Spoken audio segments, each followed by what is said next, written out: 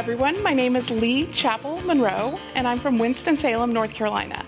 And I'm here to tell you guys a few of my favorite tricks for attaching block elements to one another. We're going to work through some basic blocks from 9 patches to half square triangles to flying geese. And then we'll also talk about square and a square, and even a couple times where we'll attach those elements to one another. So let's get started. So first of all, anytime I'm working with block elements, I prefer to sew them oversized. I find that if I sew them oversized, I don't have to be as precise in the beginning, and then I can kind of go back and trim them to the perfect size that I need. So I've made some half square triangles, and these I just cut about 3/4 of an inch larger than the finished size is going to be. So this one I'm going to trim down to 3.5 inches, and I prefer some of the specialty rulers for trimming these up, but you can find whatever works best for you. With a half square triangle, the most important part is making sure that that bias line is going straight across your half square triangle. So the seam should always be pointing directly to the corner. So when you trim, the most important thing is that that seam ends up exactly in the corner. So we'll spin it around, and I said I was going to trim these to 3.5, so I'm lining up 3.5, but see how I have that seam pointing exactly to the corner? This means when I start to sew these elements together, that is going to give me a perfect point. So if you trim one and you find it's a little bit off, you'll want to go back and fix that. So we're going to do the same thing with the flying geese.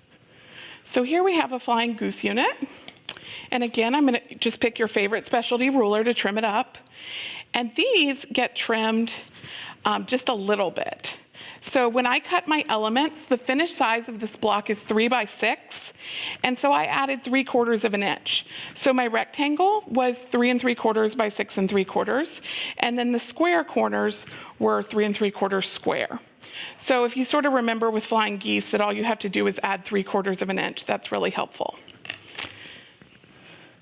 Then, the last one I want to show you guys how to trim is this square and a square unit. So with square and a square, the most important part is that you end up with this point being 1/4 inch from the edge. So what I'm going to do is I'll slide in, and when I trim that, I now have made it where that point is exactly 1/4 of an inch from the edge. That means when I sew this to another element with a 1/4 inch seam, I'm going to have a perfect point with very little effort. So those are the trimming bits. Now let's get to sewing. So with sewing, I'm going to start with the 9 patch. So the 9 patch is a really basic quilt block. But what I like to do is I have pressed these where I have this row of seams are going up, and then my next row are going to be going down. So this is it from the front, but let me show y'all the back. It's much easier to see. So I have these all going up, and these all going down. So what we're going to do is we'll put these together, and then I like to put a pin in each side of the seam allowance,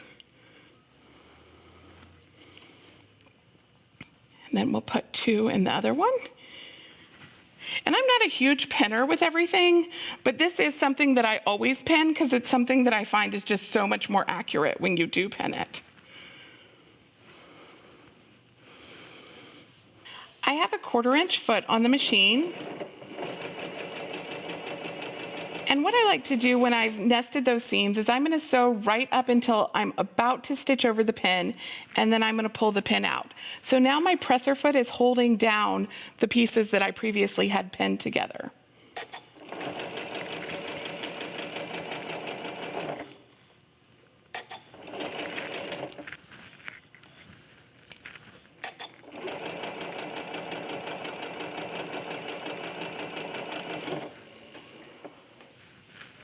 Okay, the next elements that we're going to start stitching together are going to be the half square triangles. So first of all, these are 2 half square triangles that I want to end up like this. So what I've done is I've pressed this seam towards the turquoise and this seam towards the turquoise. And when I put those together, it's going to nest them into one another. This is going to help me to get a perfect point without a lot of effort.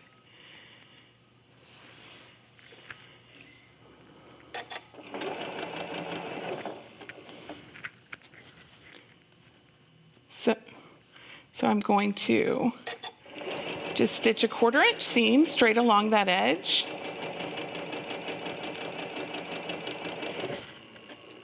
Now these half square triangles I have set up where they are going to end up like this. So a lot of times when people start stitching here, they'll find that that corner kind of bunches up on them. So a really great trick for this is if you put them together, then you can start sewing in the middle.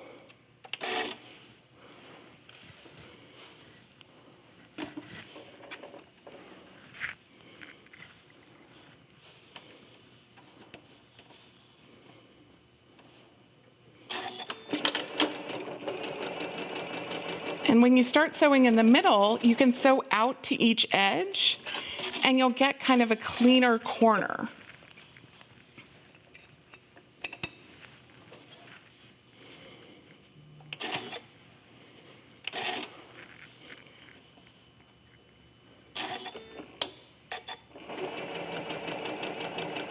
So just stitch from the middle out to your 2 corners, and that way you don't get that bunched up corner. With these, we have a half square triangle, but we are attaching just a regular square to it. And what I find is anytime you think about sewing towards the corner, if you think about sewing running into a cliff versus running off of a cliff would be easier. I don't recommend it, but it would be easier. So I always make sure that I set it up where I am sewing off the cliff instead of into the cliff.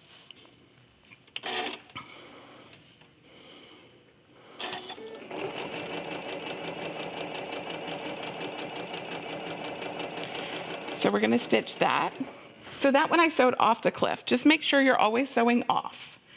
Now with these, we have 2 flying geese, and we want to line up these 2 points. So what I'm going to do is I'm going to take a pin and come in about 1/4 inch and poke a pin through that point. So it's right where I want my seam to end up being. And then here, I'm going to come and I'm going to do the same thing on the opposite side. So I'm coming in 1/4 inch from the corner and putting in a pin. You're going to leave in your vertical pin and bring in a second pin to pin those in place. I'm going to see how many times I can say pin right now. Next, we'll come over and we'll start sewing that.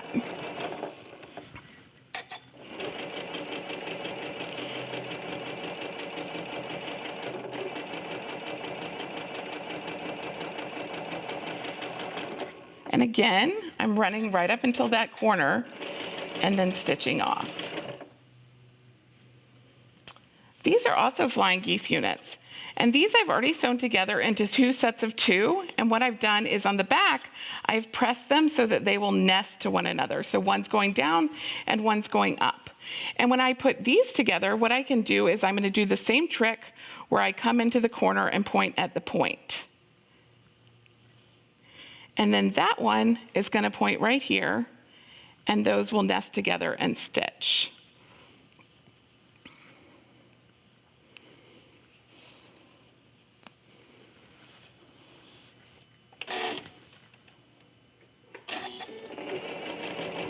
And again, I'm going to do the same thing where I'm going to approach it and then pull it out and stitch. The last block element we'll talk about are the square and a square unit. When you're stitching a square and a square unit, what you want to do is you're going to look for this intersection. We want to be sure that that intersection shows up in our finished project as a point. So what I'm going to do is I'm just going to sew this little center part first and stitch through it. And that way, by sewing just that little middle part, I can make sure I'm happy with the intersection and my point. Okay, and now we're back at the table with what we just sewed. So you can see how this element where I'm making my 9 patches locked together is shown in this quilt, and how getting that perfect point with your square and a square sewn to something else is also shown. This flat unit made up of the 4 flying geese is shown in this quilt. And then over here, you can see how stitching from the middle out works really well here, and getting those perfect points. This quilt, actually, I pinned not one single thing and pieced the whole quilt where all the points look great. So those are my basic tips for sewing block elements to one another.